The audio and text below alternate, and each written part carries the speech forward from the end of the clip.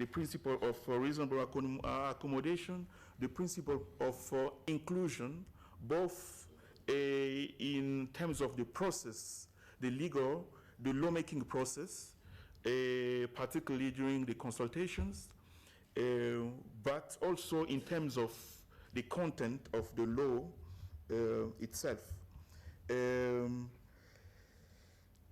Laws that are made will remain just a dead words in papers. With these remarks, I would call upon colleagues to have an opportunity. And right from the first speaker, the focal person, I note that the protocol has been ratified by 6 countries. And 7 now? No, okay. Signed. Not ratified, signed by 6 countries. And my country, anyway, is not one of them. And I see the emphasis on the role of legal counsel in the ratification of these treaties.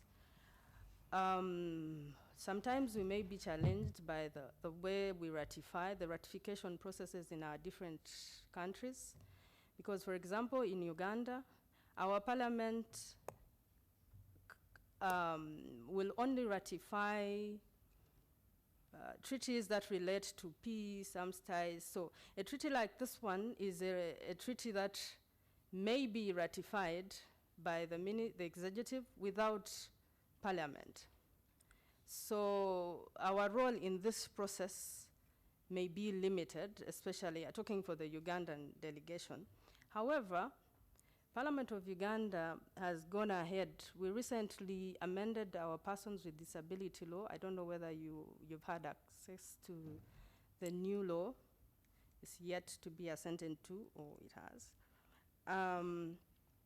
However, during the consideration of that law, recently, maybe like 3 or 4 months ago, there was the issue that persons with albinism are not adequately covered.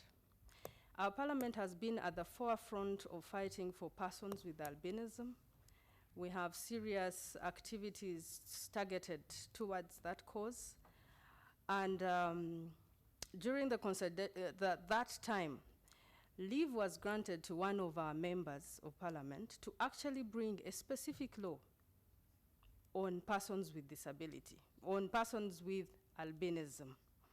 I had a brief discussion with Ms. Sintinda yesterday, and I would love to hear from you and the colleagues in-house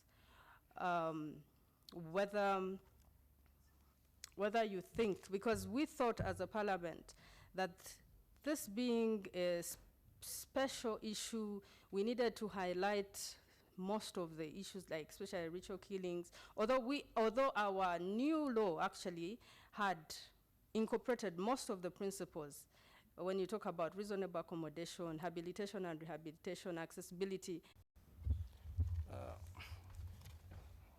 Morning. With respect to disabilities and their interests on protection. Could you please introduce yourself? My name is Suleiman Diallo from the Gambia. Okay, it will be sad to say that in most of these countries, in West African countries, immediately if you go outside, the first person